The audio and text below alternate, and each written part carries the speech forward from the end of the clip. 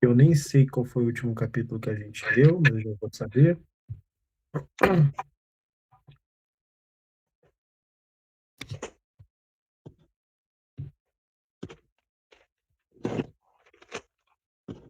Capítulo 18 de Atos dos Apóstolos. John, voltei. Vou ficar Bom, sem aparecer esse menino aqui chamado João Vitor, sou eu. ótimo, Mas não vou aparecer porque não vai dar certo. Vou ficar aqui, já está gravado, tá? Não tá, já está gravando. Desculpa, ótimo. gente. Foi um erro. Nada. São tecnologias. O meu filho, quando chegar em casa, ele vai ficar de castigo. Eu acho que deveria apanhar, né? Mas eu não posso dar esse conselho aqui. Mas para mim era Não, castigo e uma coça, né? No mínimo. não, o chinelo já está pronto. Eu não quero botar lenha na fogueira, não, mas para mim tinha que ter algum tipo de castigo físico, né?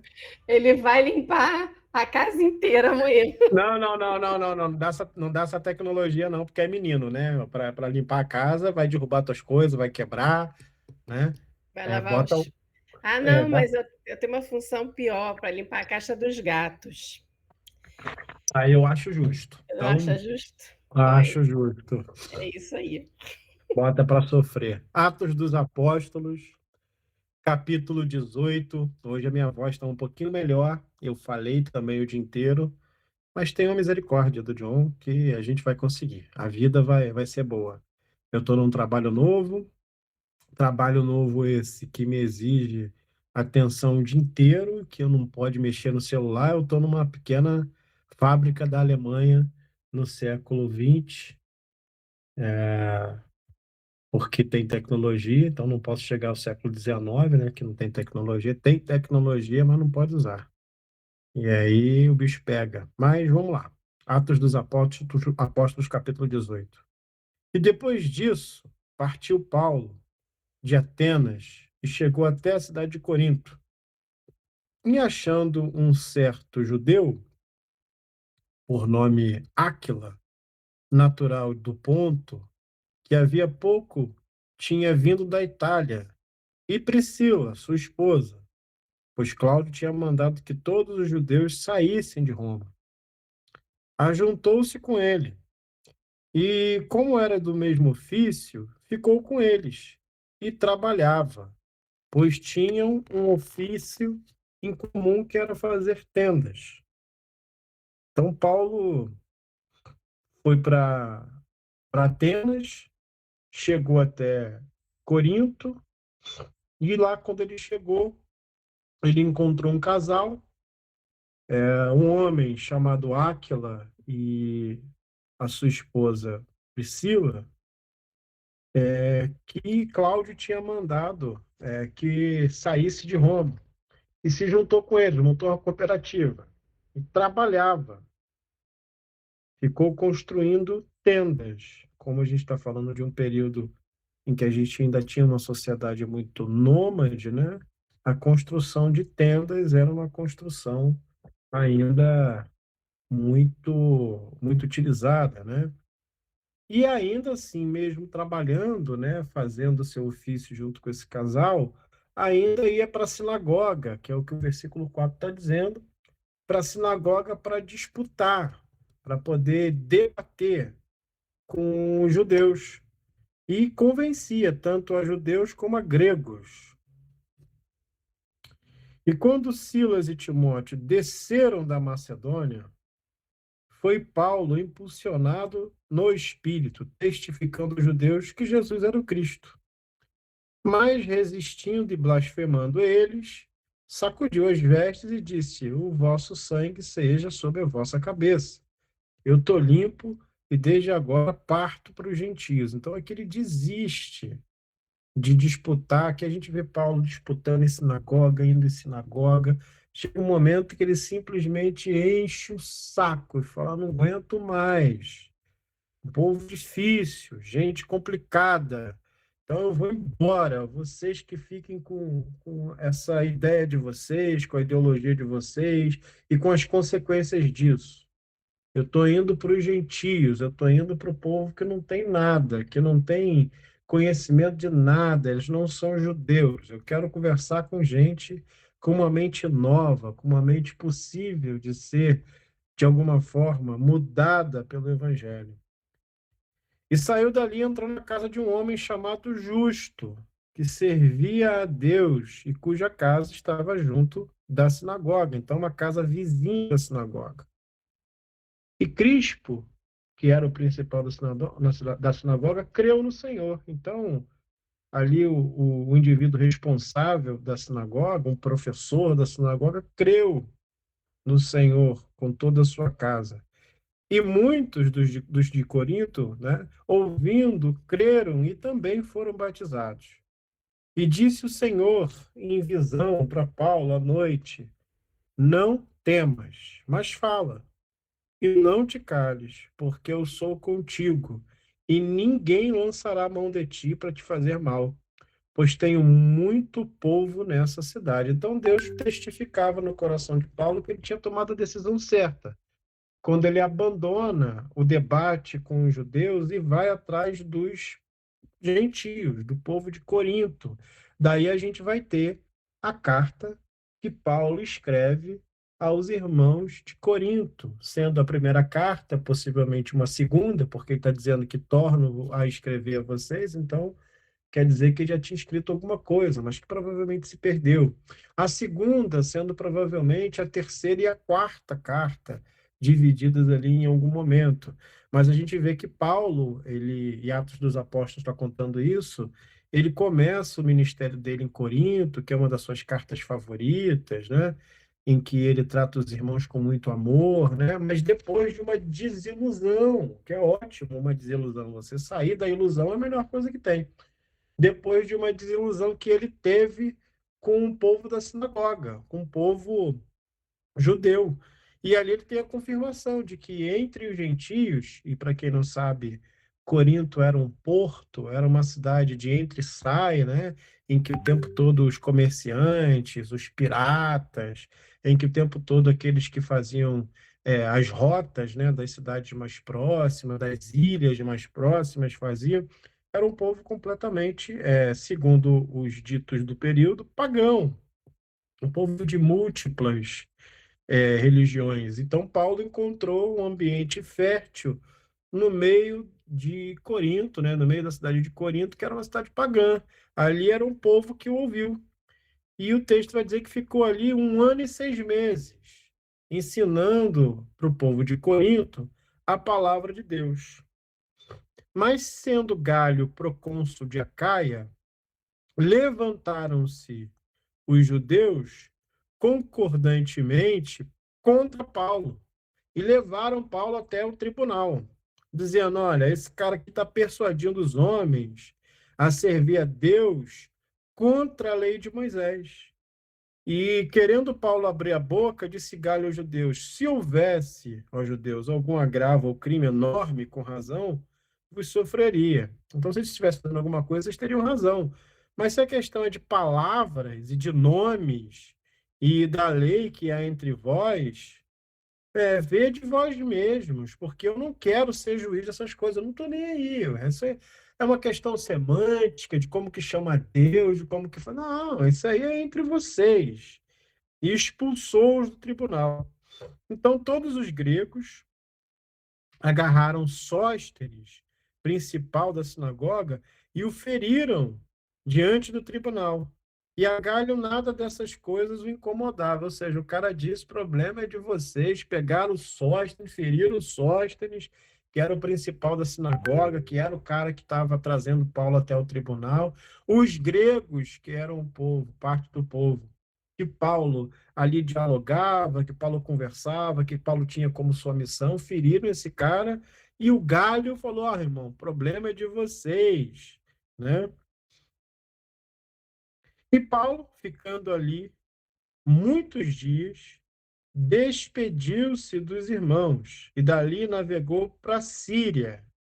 E com ele, Priscila e Áquila, aqueles que acompanhavam eles na fabricação de tenda, tendo raspado a cabeça em Cencreia, porque fizeram um voto. Então, o marido e a esposa rasparam a cabeça, e porque fizeram um voto, né? Tem gente que faz isso até hoje na igreja, tá? Conheci aqui na igreja, então, numa igreja pentecostal que tem aqui, de vez em quando eu vejo os caras andando com pano de saco, assim, aquelas roupas de pano de saco, porque fizeram um voto, né? E aí eu tenho que andar com roupa de pano de saco. Ou quando acontece alguma coisa, acontece algum tipo de pecado que a igreja considera um pecado muito grave, eles não perdoam, não, como o Senhor, né, de alguma forma nos ensinou. O que eles fazem, eles indicam que a pessoa raspe a cabeça. Olha só, né, uma humilhação terrível. E se ande com pano de saco. Então o indivíduo vai trabalhar com a roupa de trabalho, mas com pano de saco por cima, né? A funcionalidade disso é zero, né? Mas isso acontece. Por aqui, eu já vi várias vezes, né? Principalmente em igrejas pentecostais, neopentecostais, que tentam ressuscitar ritos do judaísmo, né? Então se cobre de cinza, aí bota cinza na cabeça, aí pega, bota roupa de pano de saco por cima da roupa, tá de terno, gravata, mas bota um pano de saco por cima, que é para que é para representar a humilhação em que eles estão passando. Eles querem realmente mostrar para os outros que estão humilhados, né? E aí usa o pano de saco, que é uma roupa dessa de saco de feijão, de batata. Fica uma coisa muito interessante, fica fashion, né? Nada mais parecido com as roupas da Balenciaga, né? Para quem não sabe, da Balenciaga é aquela que usa saco de Cheetos como bolsa, que usa sacola, garrafa PET como chinelo, e vende isso caríssimo, porque os ricos já não sabem mais onde enfiar o dinheiro, compram um chinelo de garrafa PET por um valor absurdo, porque já não tem onde colocar o dinheiro. Então, Priscila que ela tinha feito um voto, rasparam a cabeça, uma cidade chamada Sencreia, e foram acompanhar o Paulo, né, indo para a Síria, e chegou a Éfeso e deixou-os ali. Mas ele, entrando na sinagoga, disputava com os judeus. Então, aqui o que a gente vai ver são recorrências, né, de Paulo indo e debatendo com os judeus. E rogando-lhes eles que ficasse com eles por mais algum tempo, não consentiu nisso. Antes se despediu deles, dizendo: é-me de todo preciso celebrar a festividade que vem em Jerusalém. Mas querendo Deus outra vez, voltarei a vós. E partiu Paulo para Éfeso. E chegando até Cesareia, subiu até Jerusalém. E saudando a igreja, desceu até Antioquia. E estando ali algum tempo, partiu, passando sucessivamente pela província da Galácia e da Frígia, confirmando a todos os seus discípulos. Então a gente está vendo aqui lugares que Paulo vai escrever as suas cartas, né? A gente vai ver a carta ao povo de Éfeso, que a gente chama de Efésios. A gente vai ver a carta que Paulo escreve aos Gálatas, quando passa pela Galácia. Então, a gente está vendo aqui essa rota que Paulo fez, a qual escreveu cartas de próprio punho, segundo a tradição cristã, mas era em suas viagens, no processo. Então, Paulo não abriu uma igreja com área VIP, né? com água especial para alguém, com a pulseirinha, né? Deixa eu beber uma água.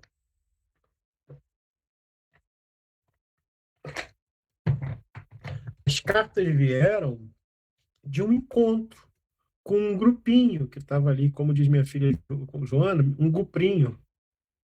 Com um grupinho que estava ali junto, reunido em torno da palavra, sem área VIP, sem pulseirinha, sabe? Sem lugar especial para os famosos. Era um grupinho de gente do evangelho, de gente do bem. E Paulo, passando por lá, confirmava, né, que eles criam no Senhor Jesus, que eram gente rendida a Jesus. E ali, ao voltar, né, ao passar por lá novamente, ou ao conhecer alguém que visitasse aquele lugar, você vê que a gente está vendo aqui que tinham pessoas que caminhavam com Paulo, tinha Silas, Priscila, Áquila, antes João Marcos, pessoas que faziam essa rota, né, vinham trazendo as recomendações. Ao mesmo passo em que eles ouviam as demandas da igreja, então lá os amiguinhos de Paulo ouviam as demandas da igreja, levavam para Paulo aquelas demandas, os acontecimentos, a saber, as fofocas do que estava acontecendo na igreja, e Paulo escrevia as recomendações para aquele povinho que estava ali reunido em nome de Jesus, ok? Não tinha uma prensa de Gutenberg em que eles escreviam, em que levava já os livros prontos. Esquece isso. Cartinhas de Paulo são cartinhas de recomendação para as igrejinhas bem pequenininhas, de um povo ou outro, de 5, 6 pessoas, em que Paulo, ao ouvir as demandas daquela igreja através desses seus ajudantes, de pessoas que caminhavam e confirmavam o ministério de Jesus no meio das comunidades, traziam de demandas e Paulo escrevia as recomendações, ok? E chegou a Éfeso um certo judeu chamado Apolo, natural de Alexandria, homem eloquente e poderoso nas Escrituras. Este era instruído no caminho do Senhor e fervoroso de espírito. Falava e ensinava diligentemente as coisas do Senhor, conhecendo somente o batismo de João. Então, ele estava instruído no batismo de João, provavelmente discípulo de João, discípulo de um dos discípulos que caminhavam com João, a saber, Pedro, André e outros que caminhavam com João. Então, esse Apolo, ele era alguém que tinha uma facilidade nas escrituras, tinha resiliência no meio do povo, força na sua pregação, mas ele conhecia somente o batismo de João, que era o batismo nas águas, e a gente sabe que aqui a gente já está vivendo um momento em que havia o batismo nas águas como uma confirmação, né, do conhecimento e do caminho a partir do Senhor Jesus, mas também havia o batismo com o Espírito Santo. E segundo o texto, ele começou a falar ousadamente na sinagoga. E quando o ouviram, Priscila e Áquila, o levaram consigo e lhe declararam mais precisamente o caminho de Deus, ou seja, afiaram, né, ali as pontazinhas, né, conseguiram acertar direitinho aquilo que era o caminho de Deus, né? Segundo o texto, declararam mais precisamente o caminho de Deus. Querendo ele passar a Acaia, o animaram os irmãos e escreveram aos discípulos que o recebessem, o qual, tendo chegado, aproveitou muito aqueles que pela graça o criam, porque com grande veemência convencia e trocava ideia publicamente com os judeus, mostrando pelas escrituras que Jesus era o Cristo. E sucedeu que, enquanto Apolo estava em Corinto, Paulo, tendo passado por todas as regiões acima, superiores, chegou até Éfeso e, achando ali alguns discípulos, disse-lhes: Recebestes vós já o Espírito Santo quando vocês creram? E eles disseram-lhe: Olha, nós nem ainda ouvimos que haja Espírito Santo. A gente nem sabe que tem isso. Esse negócio é uma tecnologia nova. A gente não sabe como é que é isso. A gente aqui faz o batismo nas águas. A gente aqui ouviu de uma outra forma, mas nem sabe que tem o Espírito Santo. Perguntou-lhes então: Em que sois batizados? E disseram: Olha, a gente foi batizado com o batismo de João, que é o batismo do arrependimento, que é o batismo das águas. Mas Paulo diz: Certamente João batizou com o batismo de arrependimento, dizendo ao povo que cresce no que após ele havia de vir, isto é, em Jesus. E os que ouviram foram batizados em nome do Senhor Jesus. E impondo-lhes Paulo as mãos, veio sobre eles o Espírito Santo. E falavam em outras línguas e profetizavam. Não é decanta labaxaia, tá, meu povo? Lembra que a gente está numa região de muitos povos, a gente está numa região de muitas falas, de muitos idiomas, né? E aqui eles falavam idiomas diferentes, né? O que o texto está dizendo é que eles falavam em outros idiomas, havia um propósito, era uma região, um porto, havia uma região ali que era necessário falar outros idiomas. Então, eles receberam por dom do Espírito Santo a fala em outros idiomas. E segundo o texto, também profetizavam. Ah, mas John, o que é isso profetizar? Porque profetizar virou um negócio de eis que vos digo, né, na igreja. Aí vai e solta uma profecia, solta às vezes o que a gente chama vulgarmente de profetada, né? E uma adivinhação sobre a vida de alguém. Na verdade, aqui os profetas eles eram como se fossem, né, cientistas políticos que falavam acerca do que o movimento que o povo estava fazendo, o movimento que os governos faziam e como que esses movimentos, de alguma forma, tinham a ver com movimentos que Deus fazia no meio da nação, como que Deus estava operando no meio da nação. Então, os profetas são aqueles que tinham contato diretamente com Deus acerca de um caminho que Deus tinha para o povo. Então, se decanta lá Baixaia e a profetada não tem nada a ver com o que acontecia aqui, tá? Tá bem explicadinho, porque aí vai vir daqui a pouco lá na pergunta: ah, John, mas esse línguas aí é o decanta lá bassurianda. Não, não é, não, tá, querido? É só a gente estar numa região que falam-se muitos idiomas, era um dom que o Espírito Santo dava, que confirmava ali para aquele povo que ele tinha algum tipo de ação, é que eles falavam em outros idiomas, idiomas que estavam ali correlacionados à convivência daquele povo. Era um ato milagroso, sim, que havia até necessidade pela dimensão e quantidade de idiomas que se falavam naquele lugar.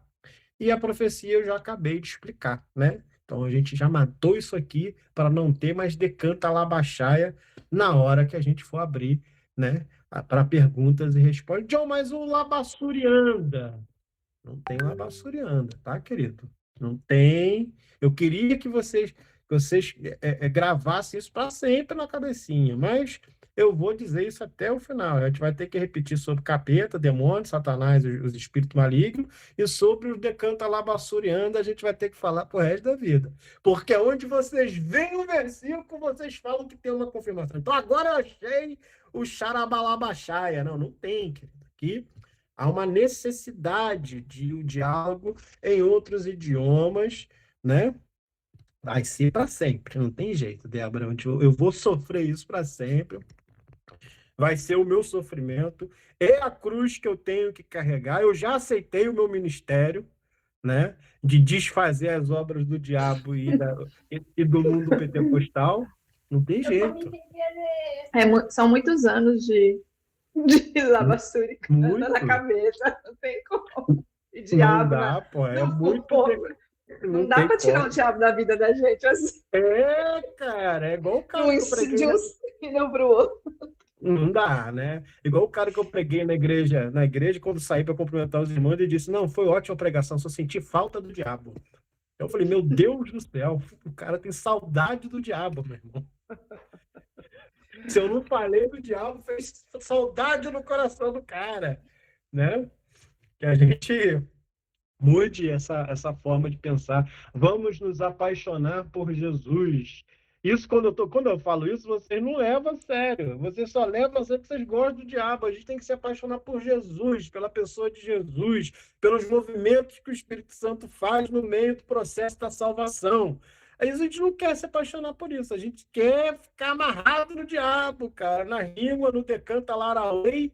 A gente quer girar no manto, mas a gente não quer ficar apaixonado por Jesus, cara. Precisamos nos apaixonar por Jesus. Ah, esse meu pastor é muito ateu, é muito descrente, porque ele fica dizendo que a gente tem que se apaixonar por Jesus, mas não tem diabo. Não tá que você quer um diabo, pega um para você, pô. Tá tudo bem, se te faz falta. Não me faz falta nenhuma. Eu adoro ser apaixonado por Jesus Cristo. É aquele que me sustenta e tem me sustentado no processo da minha própria história, apesar de mim. Então eu prefiro ficar com ele, com o Espírito Santo de Deus. Agora, se tu gosta do diabo, tá tudo bem, gente, tá? A gente não vai proibir vocês de terem diabo e decanta lá baixar. Está debaixo do chuveiro, vem aquele poder, vem aquele fogo consumidor no coraçãozinho de vocês, solta um decanta lá baixar, tá tudo bem.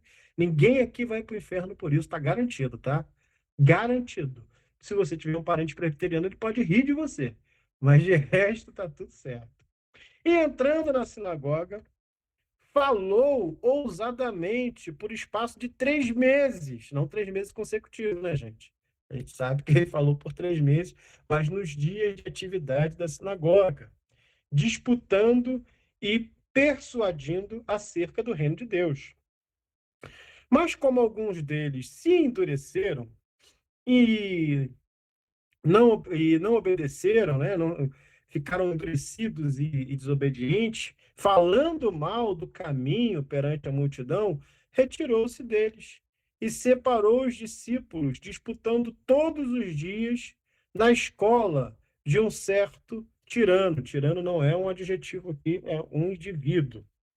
E durou isto por espaço de 2 anos. De tal maneira, então, olha, ficou 1 ano e 6 meses num lugar, ficou mais uns meses disputando na sinagoga, agora ficou mais 2 anos disputando numa escola de um cara chamado Tirano, de tal maneira que todos os que habitavam na Ásia ouviram a palavra do Senhor, assim judeus como gregos. E Deus, pelas mãos de Paulo, fazia maravilhas extraordinárias, de sorte que até os lenços. Aqui o Valdomiro, ó, o que o Valdomiro vai fazer, ó. Olha aqui, a gente achou, hein? De sorte que até os lenços e os aventais se levavam do seu corpo aos enfermos, e as enfermidades fugiam deles, e os espíritos malignos saíam. Ai, John, mas aqui a gente está vendo milagre. Mas eu não sou nada contra milagre, querido. Tá? Eu não tenho nada contra milagre, contra o poder de Deus, que Deus cura, que Deus vai curar o teu marido, a tua esposa. E a gente tem que crer, a gente tem que se movimentar em crença, a gente tem que ser fervoroso, e isso está tudo bem, tá? Eu não estou brigando com isso aqui, não. Tá bom? Quem briga com isso aqui não sou eu. Aqui não tem esse problema, não tenho problema com milagre. O mais difícil, ó, presta bem atenção em mim agora, vocês, hein? O mais difícil a gente já está fazendo, que é crer que existe um Deus. Imagina, já crê em Deus. Ah, né? Eu até creio que existe algo transcendente, né? E que ao mesmo tempo é imanente em relação à criatura. Não, ele é só transcendente, mas ele não olha para a humanidade. Ele fica lá no lugarzinho dele de Deus, no trono branco dele, que se dane, que se exploda a humanidade. É um pouco incoerente, né? A gente está um pouquinho numa religião equivocada, né? Porque existe um Deus, eu creio, eu oro, né? Não, Jesus é só um simbólico, que eu ouvi um pastor esse dia falar, rapaz, que Jesus é só um simbólico, é só um símbolo. Oh, meu Senhor Jesus, eu tô ficando maluco, tô ficando doido, meu povo. Jesus é só um símbolo. Ele disse que Jesus é só um símbolo. E aí foi falando coisas sobre o poder de Deus, sobre a ressurreição, sobre não sei o que lá, que nada melhor do que pular de uma janela para poder curar essa loucura. Jesus é só um símbolo, um pastor da igreja, gente. E aí eu falei, tá bom, né? Bom, ok. Falou merda, né? Mas ok. Então, e Deus, pelas mãos de Paulo, fazia maravilhas extraordinárias, de sorte que até os lenços que ele passava nas pessoas, ou que as pessoas passavam nele, curavam enfermidades e expulsavam espíritos malignos. A gente entende que para o espírito maligno, oh, John, mas aqui está espírito maligno. A gente já conversou sobre isso, né? Já falamos, né? A gente já teve uma conversa séria sobre isso. Quando a palavra está daimônio, a gente está falando de um mal sem explicação. E quando está pneuma, espírito, pneuma acátarton, pneuma alalon, a gente está falando de espíritos de algo, de uma doença, de uma situação, de uma enfermidade que eles conhecem, né? Impureza, cegueira, mudez, aqui é espíritos malignos. Aqui a gente está falando de gente que tinha comportamentos possivelmente esquizofrênicos, sociopatas, e por aí vai. Aqui já tem explicação. Lembra que o mundo grego não é Hollywood, com o filme do Exorcista, a menina vomitando, girando cabeça. Aqui a gente está falando de um outro tipo de pensamento. Essa ideia do cinema veio depois, não veio baseada nisso aqui, não, veio só baseada no cinema mesmo. E alguns dos exorcistas judeus, ó, ambulantes, tentavam invocar o nome do Senhor Jesus sobre os que tinham espíritos malignos, que tinham uma enfermidade conhecida, dizendo: eu vos expulso. Eu gosto do texto que está aqui. Eu esconjuro-vos por Jesus. Que Jesus? Jesus que Paulo prega. E os que faziam isso eram os 7 filhos de Seva, não é serva, seus cachaceiros. Seva, judeu, principal dos sacerdotes. Respondendo, porém, o espírito maligno, disse: conheço a Jesus e bem sei quem é Paulo, mas tá vendo? John, um espírito maligno respondeu. Então tem diabo, John, graças a Deus, John, agora achei. Meu querido, né? A gente está falando de uma cidade em que o indivíduo está causando um alvoroço danado com lenço, com expulsão de demônio lá, com expulsão de espírito maligno. Então, todo mundo conhecia aqui os indivíduos, tá? Então, aqui a gente não está tendo nada para além do que pessoas falando sobre os atos de pessoas, né? Conheço a Jesus e sei quem é Paulo, mas vocês quem são?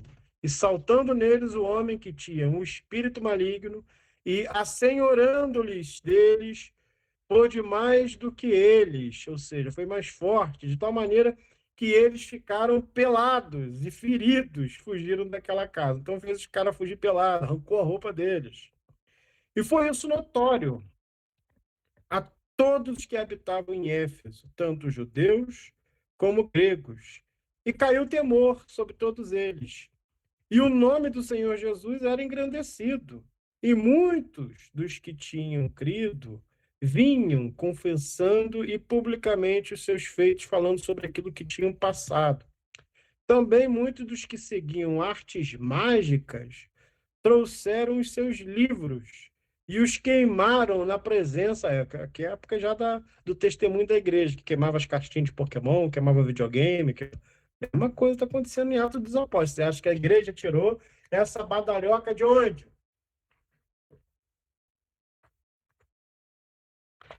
De demonizar o Harry Potter, essas bobagens, tudo que a gente já fez. Está aqui.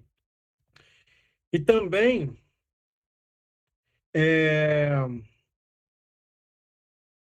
queimaram na presença de todos os livros mágicos, feita a conta do seu preço, acharam que montava a 50 mil peças de prata.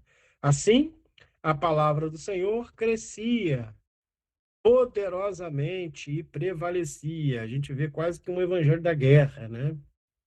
Da guerra contra outras religiões, da guerra contra outros pensamentos, ideologias.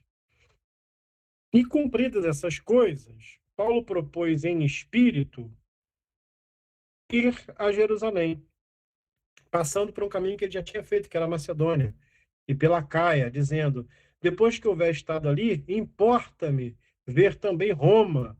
Lembra que a gente tem a carta aos Romanos? Então a gente está vendo que está se construindo, passou pela Galácia, passou por Éfeso, passou por Corinto, vai passar por Roma. E enviando a Macedônia 2 daqueles que o serviam, a saber, Timóteo e Erasto, ficou ele por algum tempo ainda na Ásia. E naquele mesmo tempo, houve um não pequeno alvoroço acerca do caminho, acerca da teologia que se construía a partir de Jesus como Filho de Deus. Porque um certo ourives da prata, por nome Demétrio, que fazia de prata nichos para a deusa Diana, dava não pouco lucro aos artífices. Então tinha um cara que fazia de prata nichos de Diana e não dava muito pouco lucro, o cara que enriquecia aos artífices, as quais, havendo-os ajuntado com os oficiais de obras semelhantes, disse: senhores, vós bem sabeis que deste ofício temos a nossa prosperidade, ou seja, de fazer as lembrancinhas de Diana, poderia ser de qualquer outra divindade, né? E bem vedes e ouvis que não só em Éfeso, mas até quase em toda a Ásia, esse tal de Paulo tem convencido e afastado uma grande multidão, dizendo que não são deuses os que se fazem com as mãos. Então, se alguma coisa foi feita com a mão, essa coisa não é um deus. A lógica de Paulo é uma lógica interessante. E não somente há o perigo de que a nossa profissão caia em descrédito. Eu não estou falando só de dinheiro, mas também de que o próprio templo da grande deusa Diana seja estimado em nada, Diana de Éfeso, vindo a ser destruída a majestade daquela que toda a Ásia e o mundo veneram. Então eles entendiam que a Ásia era o mundo, né? Que aquele globo, aquele espaço era o mundo. E ouvindo, encheram-se de ira e clamaram, dizendo: Grande é a Diana dos Efésios. E encheu-se de confusão toda a cidade, e, unânimes, correram ao teatro, arrebatando a Gaio e a Aristarco, macedônios, companheiros de Paulo na viagem. E querendo Paulo apresentar-se ao povo, não lhe permitiram os discípulos. E também alguns dos principais da Ásia, que eram seus amigos, lhe pediram que não se apresentasse no teatro. Ah, Paulo, não vai não, já pegaram dois, se te pegar, o pau vai comer. Uns, pois, clamavam de uma maneira, outros, pois, clamavam de outra, porque o ajuntamento era confuso e os mais deles não sabiam por que causa se tinham juntado. Então, tinha um povo que não sabia nem por que estava ali. Então, tinha um povo que se juntou para ver, tem um povo que estava curioso, fofoqueiro, e um povo que nem sabia por que estava ali. Então, tiraram Alexandre dentre a multidão, impelindo os judeus para diante, e Alexandre, assinando com a mão, queria dar razão disso ao povo. Mas quando conheceram que era judeu, todos unanimemente levantaram a voz, clamando por espaço de quase 2 horas, gritando: Grande é a Diana dos Efésios. Então o escrivão da cidade, tendo apaziguado a multidão, disse: Homens efésios, qual é o homem que não sabe que a cidade dos Efésios é guardadora do templo da grande deusa Diana e da imagem que desceu de Júpiter? Ora, não podendo isto ser contraditado, convém que vos aplaqueis e nada façais temerariamente, porque estes homens aqui trouxestes nem são sacrílegos, nem blasfemam da vossa Deus. Esses caras não estão fazendo nada, não estão falando nada. Mas se Demétrio e os artífices que estão com ele têm alguma outra coisa contra alguém, há audiências, há procônsules que se acusem uns aos outros. E se de alguma outra coisa demandais, averiguar-se-á se é legítimo isso em assembleia. Na verdade, até corremos perigo de que por hoje sejamos acusados de sedição, não havendo causa alguma com que possamos justificar este concurso. E tendo dito isso, o povo foi embora, dispersou a multidão. Só até aqui. Vamos lá para João.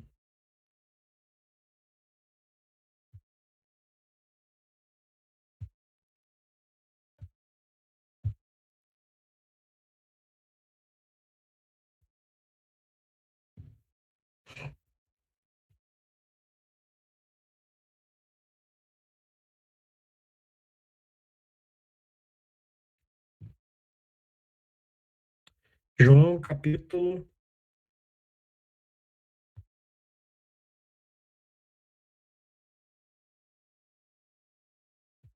aparentemente 16. João, capítulo 16. Vamos lá.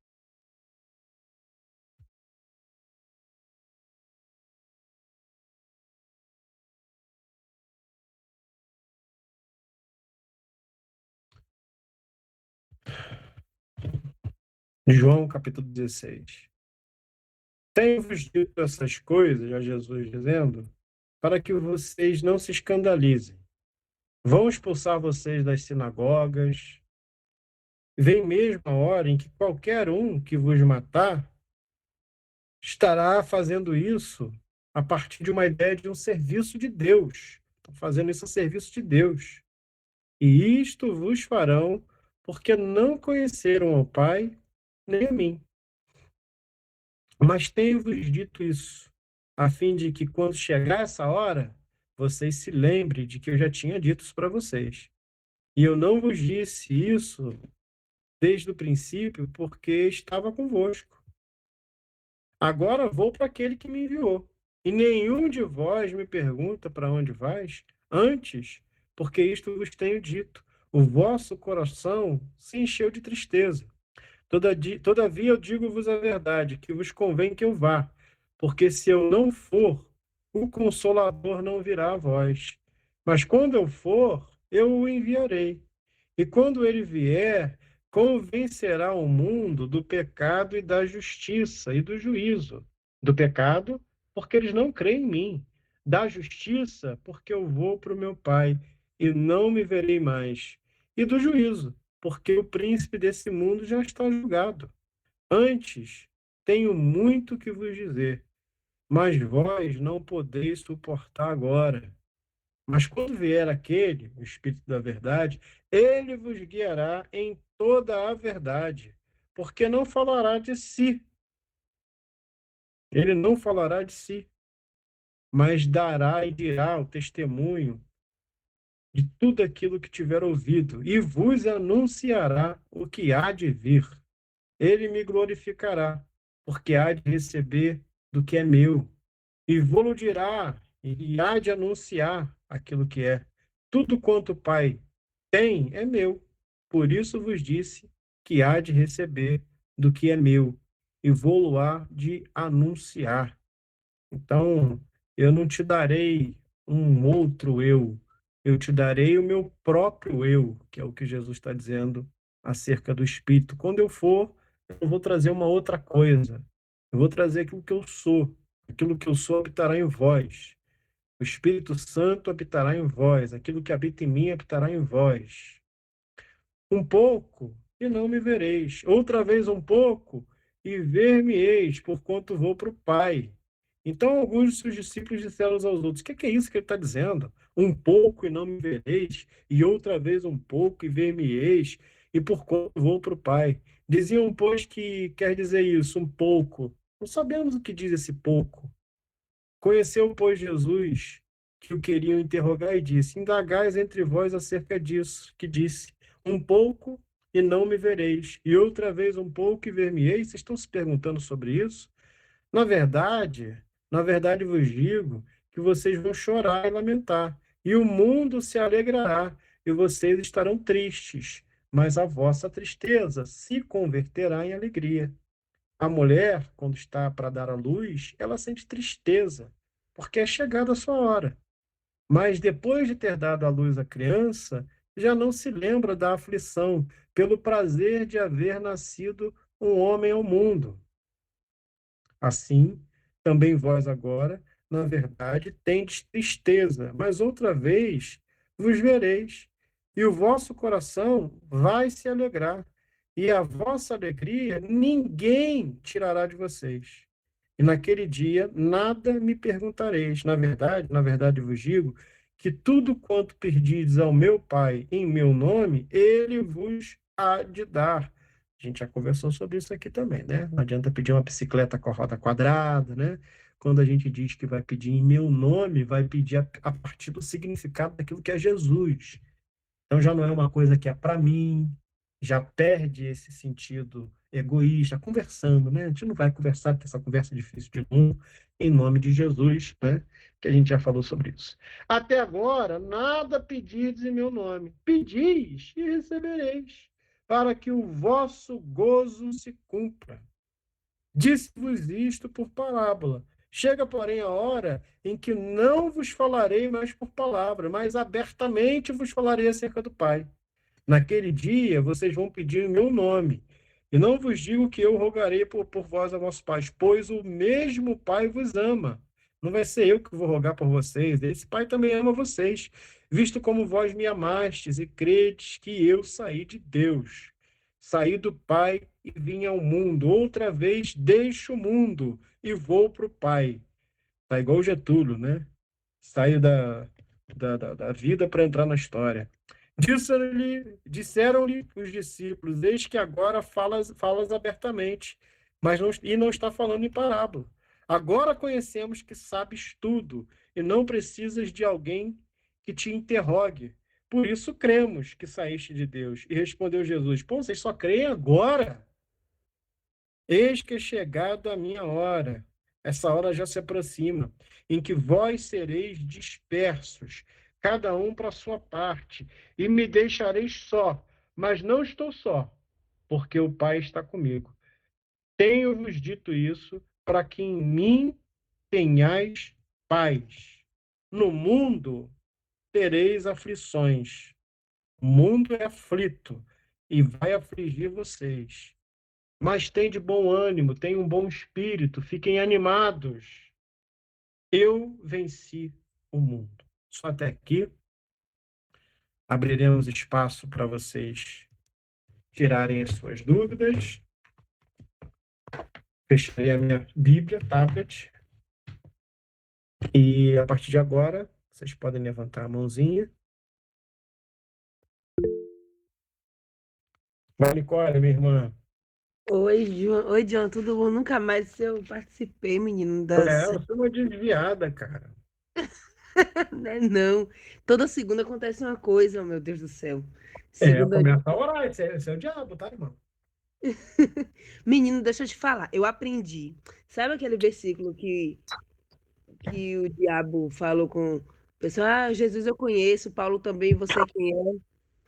E a gente Uhum, eu, na minha época, eu aprendi que ali, você, para expulsar o demônio, você tem que estar com a vida muito no altar de Deus. uhum. Não, o diabo vai lhe envergonhar, vai, sabe? Vai Fazer falar mal de você, vai contar teus caô tudo, tipo isso. Você vai e passar uma ainda vai vergonha. fugir pelado, vai fazer você fugir pelado ainda. Então, eu aprendi isso mesmo. E para a É, todo pessoa, mundo, quem é todo da, mundo aprendeu. é tanto que quem é da equipe de libertação, quem é né, a pessoa que ia lá para orar para expulsar os demônios, meu Deus do céu, tinha um status, né?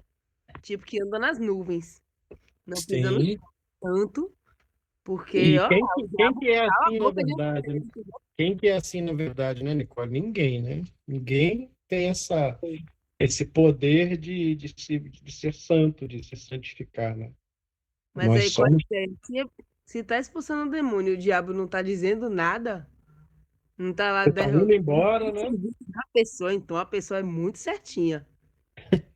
E os outros não são, entendeu? É, sim, sim. É bom a gente entender que nesse texto não está falando sobre demônios, né, mas está falando sobre espíritos malignos. Esses espíritos nos textos, eles são todos classificados, né, lá, porque o que a gente está falando é da nossa versãozinha em português, né? Mas o É, texto não foi escrito nessa nossa versão, que é uma versão já depois da década de 50. Então, é uma versão que foi aprimorada do João Ferreira de Almeida, grande parte dos nossos textos, que é um cara que já vai falar lá do século XVII, que tinha sua classificação, né? Que tinha forma de interpretar as coisas a partir da mentalidade de um tempo. Então a gente vai ver a palavra espírito maligno, né? Espírito maligno, às vezes a gente vai ver espírito imundo, que é o pneuma catarton no grego, e que não tem nada a ver com demônio, tá? Tem a ver simplesmente com uma identificação de um mal naquele indivíduo. Enquanto a palavra daimonion, lá do grego, que é demônio, demônios, daimon ou daimonizomai, que são os termos que a gente tem no texto grego, falam de males sem explicação, Nicole, é uma coisa que simplesmente eles não tinham como explicar. E aí eles vão usar a simetria daquilo que era o gênio, o jin, lá para esse povo do Oriente, né? E aí a palavra grega, a tradução desse jeans é daimonion, né? Ou daimon. Então, esse é um mal sem explicação. Simplesmente aconteceu, você não tem como dizer. É a criança que está andando de mãozinha dada com o pai, se desprende da mão, atropelado por um caminhão, e você não tem como dizer o que aconteceu ali. É simplesmente um mal sem explicação.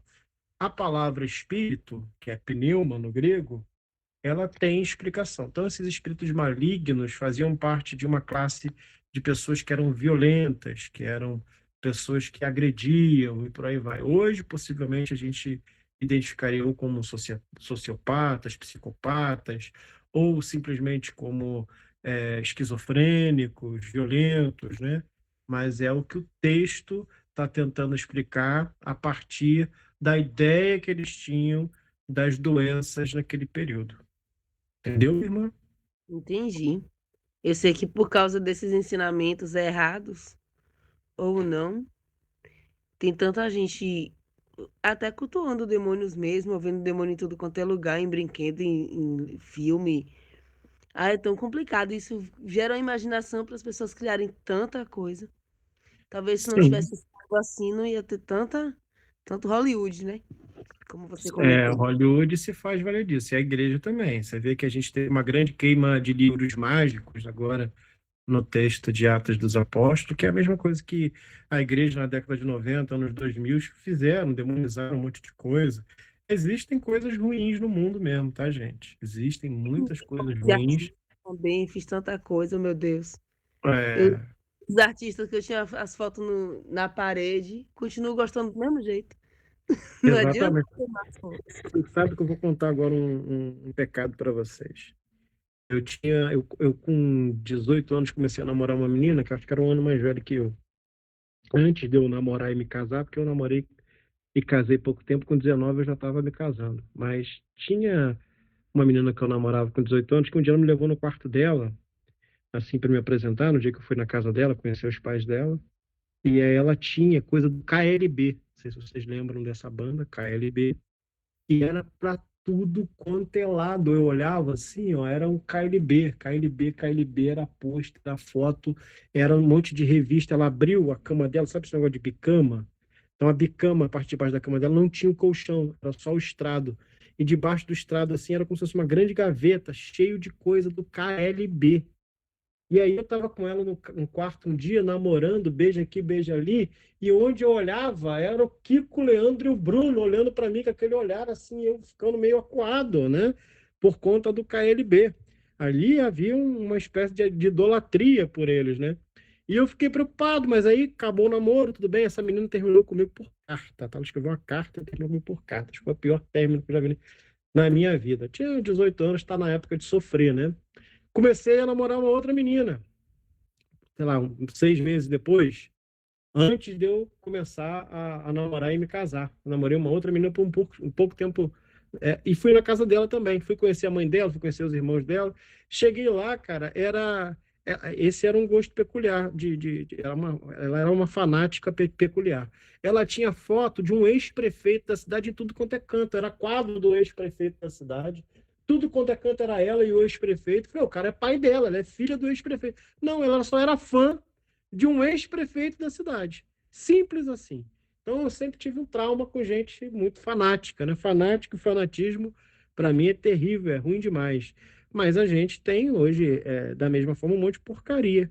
Porcaria sendo ensinado para criança, porcaria sendo. E isso não tem a ver com qual que seja satânico, né? Nem sempre isso tem a cara da obscuridade que aquilo carrega, às vezes, na influência no meio das crianças. Eu estava vendo novela infantil esses dias com temáticas que eu acho que não são de novela infantil. Então a gente tem muitas influências o tempo todo e a gente precisa sim ponderar aquilo que as crianças, que as pessoas que estão ao nosso redor e a gente mesmo.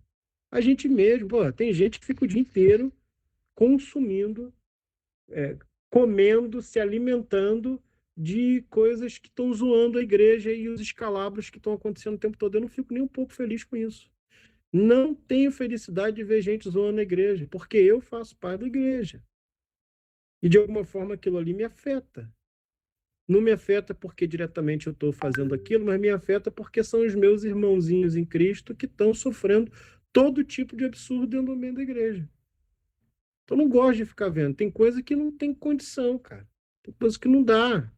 Mas tem gente que é viciada em consumir esse tipo de coisa, em consumir os escalabros da igreja, em consumir os absurdos da igreja. E não tem que ter felicidade no nosso coração de ver um tanto de irmãozinho se lascando, se ferrando por conta de gente perversa. Esse dia eu estava vendo um pastor africano, recebi esse vídeo até do pastor Caio, comentando. Ele enfiava a mão dentro da calça das irmãzinhas para poder tirar os espíritos das irmãs. Olha que coisa absurda, o abuso disfarçado de religião. Entende? Então, assim, é horrível, é terrível. A gente não está ligado ao quanto que essas coisas, de alguma forma, envergonham o evangelho, o caminho que é o evangelho, o trajeto que o evangelho pode fazer no meio da humanidade e mudar as rotas da humanidade. Então é isso. Mais alguém com dúvida? Levante a mãozinha. E a Rai chegou. Rai, tudo bem, querida? Quanto tempo? Achei que você estava desviada. Não tá não, né, irmã? Graças a Deus. Mais alguém com dúvida? Levante a mãozinha. Ninguém com nenhuma dúvida. É assim que eu gosto. Quando eu termino de ler, não tem dúvida nenhuma. Aí, meu irmão, é de Deus para minha vida. Eu só queria falar. Fala, meu irmão. Então, boa noite a todos, todas e todes. Bom, pena que Pilar não está aqui, mas eu queria falar que, enfim, eu vou iniciar, né, o curso de Crisma na igreja. E o crisma na igreja, né, ou confirmação, é a coisa mais próxima de um batismo do Espírito Santo, sabe? Uma confirmação do batismo que eu fiz lá quando eu era pequeno, né, no batismo das águas, no dia do Natal, que eu fui saber na certidão de batismo. Então, Áquila e Priscila, lá em Roma tem uma catacumba dela, que é muito visitada em Roma, a catacumba de Santa Priscila. E tem e quando eu fui a uma comunidade de vida e aliança lá no Recife, né, num seminário do Espírito Santo, que nem sabia que ia ter, mas, enfim, aquilo era uma cilada, né? Então, tem uma menina lá que contou a história, né, que também se chama Priscila, né? Que ela contou uma história, né, que foi lá em Roma, né, ver ver a catacumba, né, da santa que tem o mesmo nome dela. E tipo, só que o italiano dela é bem limitado e não falava com fluência. Então meio que pediu a Deus para que eu pudesse entender o que a filha estava falando. E milagrosamente ela entendeu que a filha estava falando e o resto das pessoas ela não entendia nada. Para mim isso é o verdadeiro dom de língua, né? Pensei comigo mesmo. Mesmo que mesmo que na verdade acredita os católicos carismáticos também gostam de falar em línguas, só que de maneira diferente. E também o que me chamou a atenção no último texto dos apóstolos é que tipo houve um respeito, sabe, com a com a figura religiosa, né, da deusa Artemis, tipo, a gente não tumultuou, sabe? Não tem nada contra. Acho que os crentes deviam ter esse tipo também de certo respeito com os orixás. Uhum. Enfim, agradeço pela oportunidade. Obrigado, meu irmão. Esses testemunhos não são Deixa eu muito falar uma incomuns. coisa. Teve o negócio do exorcismo, né? E o padre ontem falou que ia ter um exorcismo, mas que não tinha nada a ver com tirar coisa ruim. Quando na Bíblia fala de exorcismo, o que significa, na verdade? Exatamente o que eu estava falando quando eu disse sobre os espíritos, né?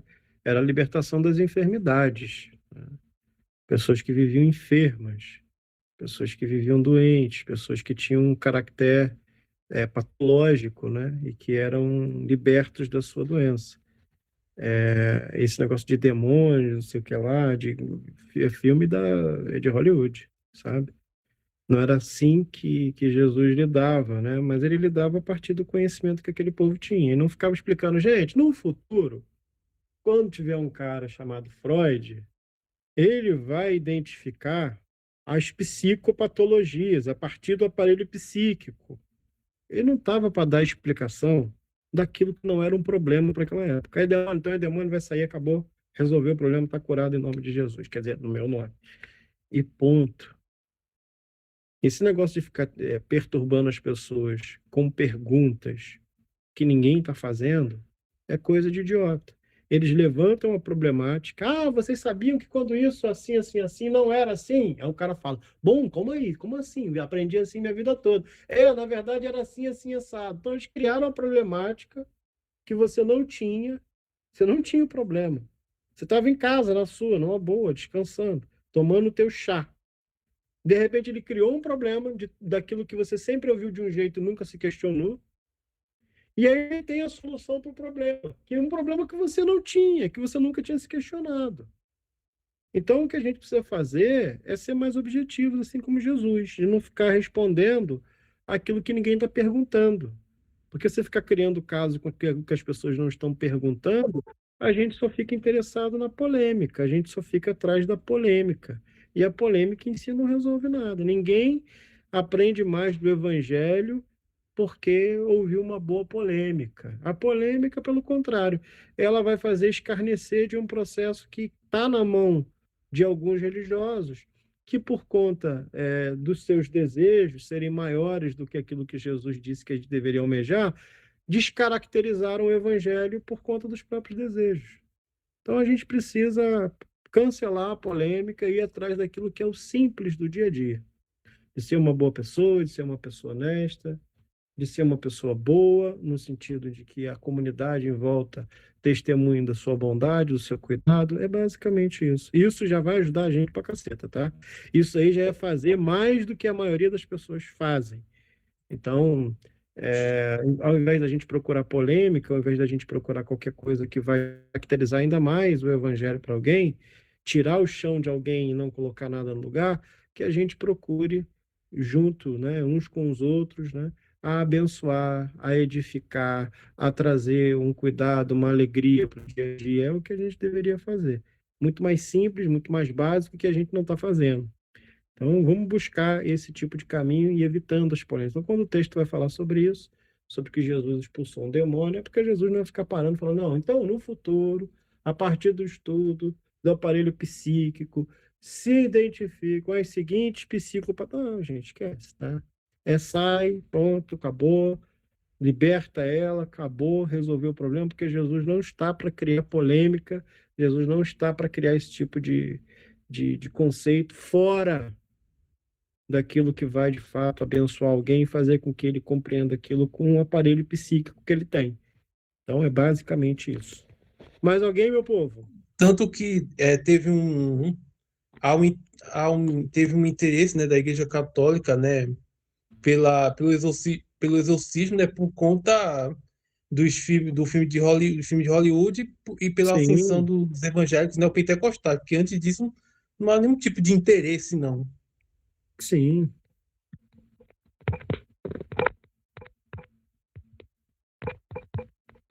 Pode falar, Kel. Oi, tudo bem, pessoal?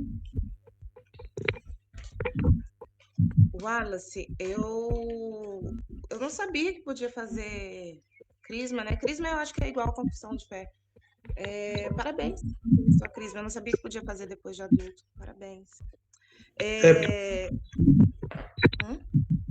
Assim, e o que eu mais curioso é que um padre pode realizar, porque antes eu achava que era o bispo que era para fazer. E você teve que fazer catequismo, tudo, ou não tem que fazer? É porque assim, eu não fiz o crisma, eu estou me preparando. Sábado teve aula, digamos, introdutória, né? Vou ter que passar o sábado à tarde, né, no curso. Vai durar um ano e meio. Aí até finalmente eu ser crismado. Entendi. Parabéns pela crisma. Falando do que o Wallace estava falando, esses dias atrás eu estava assistindo um documentário sobre o exorcismo de Emily Rose, e a questão foi, inclusive anos depois, foi publicamente pedido perdão à família e à comunidade, porque a menina sofria de epilepsia. Ela morreu aos 23 anos, tendo seus demônios expulsos. né? E não tinha um demônio, ela tinha epilepsia. Como é complicado, né? E não dá para falar que era uma culpa, porque não existia o conhecimento. Eu acho que é bem isso do que se trata na Bíblia, né? Não tinha o conhecimento do que era. O que é isso? A pessoa age estranho, é assustador. Quem já presenciou uma crise epilética ou conviveu com pessoas com diferentes patologias psíquicas, pode ser bem assustador, né? E então, se é verdade, bebê. E então se nomeia isso como espírito ruim, quando na verdade é alguma coisa, patologia. Sim, e ela era uma menina muito católica, né? E aí carregava muito das simbologias, carregava todos os esquemas. Eu li um livro sobre o exorcismo de Emily Rose e tem muitas coisas perturbadoras de fato ali, né? Mas me parece que essa menina foi quase que castigada pelo padre de todas as formas. Eu acho que ele foi a júri, né? Pelo menos o livro começa com essa prerrogativa de dizendo que esse padre ele foi julgado ali pela morte da menina, né? Por um possível homicídio, né? E assim, tem muita coisa estranha que acontece ali, mas que pode ser facilmente explicado pelas patologias psíquicas, pelos psiquismos, inclusive que a religião pode causar. Tá? Mas eu acho que isso acontece até os dias de hoje. Sim. Sim. Os exorcismos, eles são hoje uma prática que é uma prática pouco difundida na Igreja Católica. A gente tem os padres especialistas em exorcismo. A gente tem até um padre italiano, que agora esqueci o nome dele, fizeram até um filme sobre ele, né? Com Russell Crowe retratando ele. Sim, filme muito interessante, aliás. Muito interessante. Então, eu esqueci o nome desse padre. Então, se alguém lembrar, vou pesquisar no Google mais rápido. É um padre italiano, especialista em exorcismo. Mas é uma prática que hoje, dentro da igreja evangélica, é muito mais comum do que dentro da igreja católica. Na igreja evangélica, cada culto, dependendo do lugarzinho que tiver, aquelas portinhas de garagem, vai ficar uma irmã endemoniada, um irmão endemoniado, uma pessoa, uma criança endemoniada. Eles gostam de tudo, da variedade de gente, né? É uma prática muito mais difundida no nosso meio do que dentro do ambiente dos irmãos católicos, né? Diminuiu muito os endemoniados na Igreja Católica, aumentou muito. Acho que eles foram transferidos, né? Para as igrejas evangélicas que cresceram, né? O número de igrejas. Acho que o anjo falou: vou mandar um pouco de demônio para as igrejas evangélicas, porque eles têm uma quantidade maior de pastor para expulsar, né? Então, é uma prática hoje ainda dentro da igreja evangélica. Enfim, eu nunca presenciei um fato desse que me deixasse intrigado com qualquer coisa. Todas as vezes que vi pessoas muito adoecidas. Não é algo comum dentro da igreja presbiteriana, mas como preguei em outros lugares também vi a realidade de outros lugares, mas pouco acontece dentro do ambiente da igreja presbiteriana, e quando acontece é uma situação completamente abafada, né? Pelos presbíteros, que carregam pessoas geralmente para um cantinho e ali resolvem um problema do indivíduo, né? Mas poucas vezes vi situações assim, esse padre mesmo, Padre Gabriele, poucas vezes vi isso dentro das igrejas que não fomentam esse tipo de fenomenologia, né? Quanto mais você fomenta o fenômeno, mais o indivíduo, a partir dos seus psiquismos, adere, né, aquilo como uma solução para o problema. Então, tem gente que é endemoniado por conveniência e precisa extravasar alguma coisa, e o demônio, né, o daimon ali, ele vira uma boa desculpa para ele extravasar aquelas situações. Então, tem o demônio por conveniência, né? Tem um demônio que acontece a partir da fenomenologia cristã, e tem o que é por conveniência do indivíduo mesmo de extravasar alguma coisa, seja por um, seja por outro. Eu acho que a gente tem que tratar essas pessoas com carinho, com afeto, com cuidado, não trazer nenhum tipo de vergonha para aquela pessoa. Acho que a igreja tem que saber lidar com os seus demônios. É uma boa. Eu já vi algumas coisas que me deixam intrigadas. Eu também sou de linha presbiteriana, então não é uma coisa comum acontecer, né? Não é como é nas igrejas neopentecostais. Mas eu já presenciei, porque também, assim como meu pai é pastor, né? Então ele também já ele prega em outras igrejas, né? E eu acho que foram algumas, talvez umas 3 vezes que eu vi coisas que me deixaram intrigadas. A maioria é claramente fruto, seja da emoção ou um desequilíbrio patológico, mas geralmente emoção. E que manifesta forças fora do comum, tudo isso, que está dentro da possibilidade humana de manifestar. Agora, eu não sei se vai dar tempo de falar porque a minha bateria está acabando. Agora, eu tenho um amigo que ele é animista, ele se declara parceiro do demônio, mais ou menos, assim, não é bem isso, mas ele é mais ou menos por isso. E, cara, ele faz capoeira, ele joga capoeira.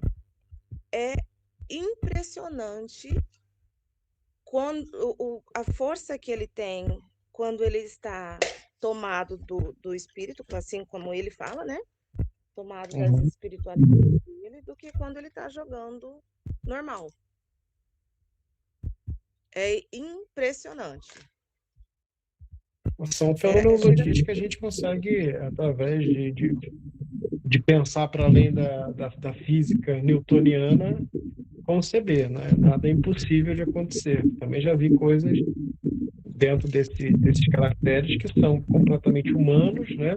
Mas para além um pouquinho do que o humano consegue produzir na sua capacidade cognitiva normal. Mais ou menos como se fosse como que chama aquilo? Duplas personalidades e uma personalidade é mais forte? Você acha que isso é possível? Acho muito. Acho muito. Eu fiz capelania dentro de um lugar que antigamente a gente chamava de Santa Lúcia, né? E ali tinha um rapaz que tinha 7 personalidades. Uma das personalidades era um malandro, outra personalidade era uma criança, outra personalidade era uma mulher, ou uma travesti, não consegui discernir, não sei. Mas era claramente, completamente diferente uma personalidade da outra, manifestando caracteres completamente diferentes das outras, e faz parte de um psiquismo, problema no aparelho psíquico mesmo. Mas e ele conseguia ter mais força do que durante as outras personalidades? Sim. Quando era criança, o personagem de criança, tudo era pesado, tudo era difícil, entendeu? Então ele conseguia ser mais fraco e conseguia ser mais forte dentro de outras características, né? Tinha uma psicóloga que cuidava dele, que era a Charlene, que um dia uma personalidade dele confessou para ela que tinha matado uma pessoa há muito tempo atrás, na década de 90, né? E que tinha matado uma pessoa estrangulada com a própria mão, assim, que é muito difícil estrangular alguém com a gente. O que a gente vê em filme não é o que é realidade, é difícil, né? Estrangular. E que ele falou que no meio da situação trocou a personalidade, né? E que a pessoa reagiu, né? E que aí ele teve que trocar a personalidade de novo para continuar o estrangulamento, porque trocou para uma personalidade de criança que não tinha força para poder estrangular, né? E é uma loucura. Então, e as personalidades elas vinham por conveniência, né? Então, quando ele estava fazendo uma coisa que era muito conveniente que surgisse um tipo de personalidade, olha que loucura, é o nosso aparelho psíquico, cara, construindo a nossa realidade, construindo, inclusive, coisas acerca do nosso próprio corpo. Sim. E às Uma vezes loucura. até defesa, né? Sim, produzindo força e fraqueza. É uma coisa absurda, mas que bem possível a partir desse infinito, desse universo que é o aparelho psíquico humano. Que loucura. É Sim. muito interessante.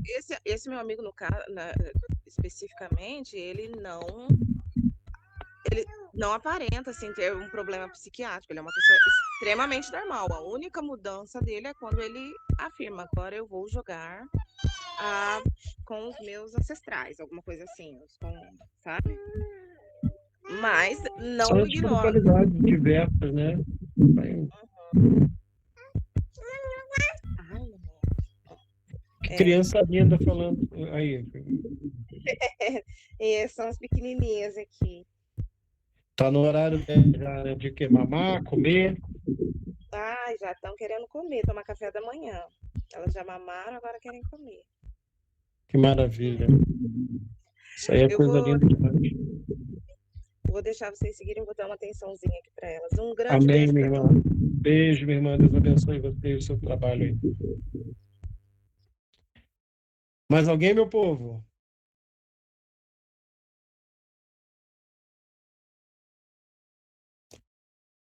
Quem quiser, levante as mãos. Quem não...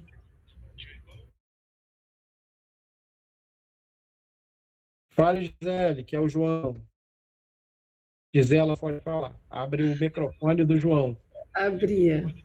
Então, eu só queria pedir desculpa aí pelo início zoado do Tá tudo estudo, bem, meu irmão?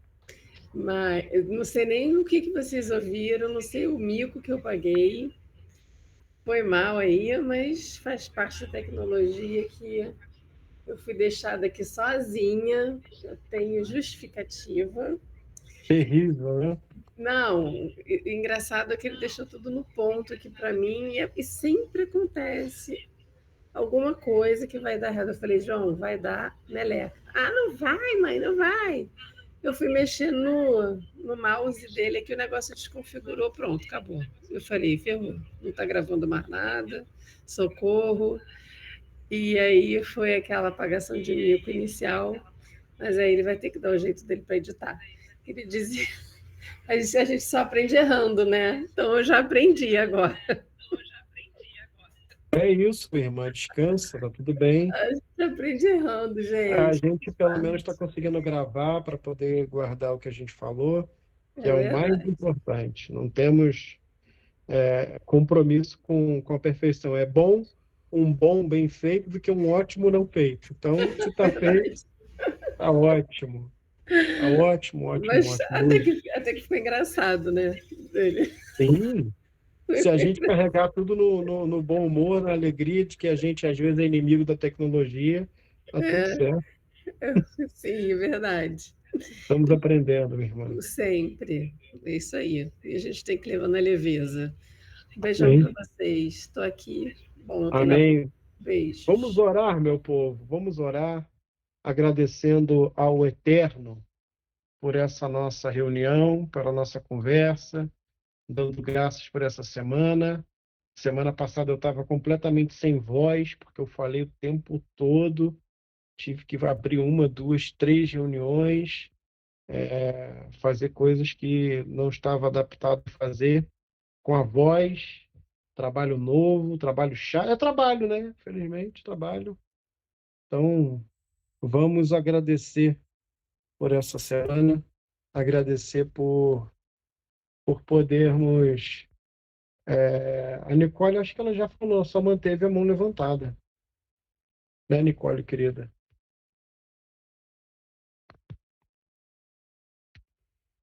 Vou resolver o problema. Baixei a mão da Nicole. Ô, John, desculpa, John, foi sem intenção. Tá tudo bem, minha irmã. Foi mal. Tranquilo, oremos.